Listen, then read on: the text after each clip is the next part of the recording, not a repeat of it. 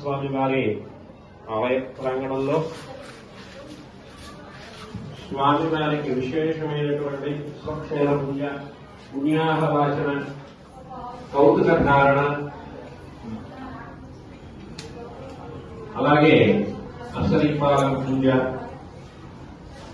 నూతన యజ్ఞోపవీత ధారణ, మధుపర్కం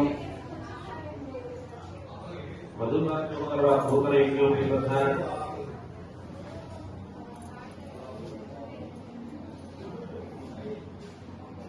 ఆలప్రక్షాళన,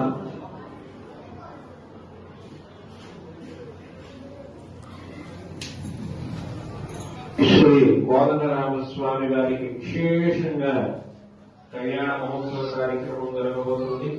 భక్తులు 20 మంది కూడా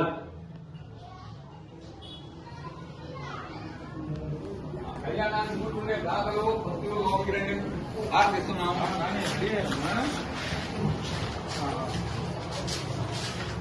కళ్యాణాన్ని కూర్చుండే దాతలు వారి బంధువులు భక్తులు అందరూ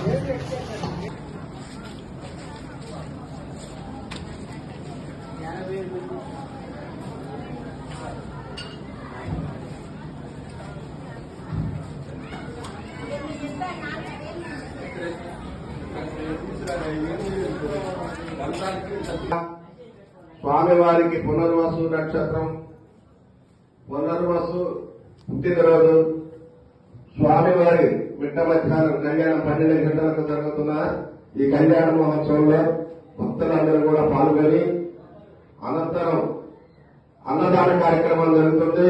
అన్నదాన కార్యక్రమంలో పాల్గొని స్వామివారి కృపకు పాత్రలు కావాల్సిందిగా మనవి. భక్తులు భక్త బృందం అన్నదాన కార్యక్రమంలో పాల్గొని స్వామివారి కృపకు పాత్రలు కావాల్సిందిగా మనవి. సాయంత్రం 6 గంటలకు 6:50 మహావిష్ణువు స్వరూపుడైన వైకుంఠరాముడు గరుడ సేవ కార్యక్రమం భక్తులందరూ కూడా సాయంత్రం జరిగే గరుడ సేవలో పాల్గొని స్వామివారి కృపకు పాత్రలు కావాల్సిందిగా మనవి.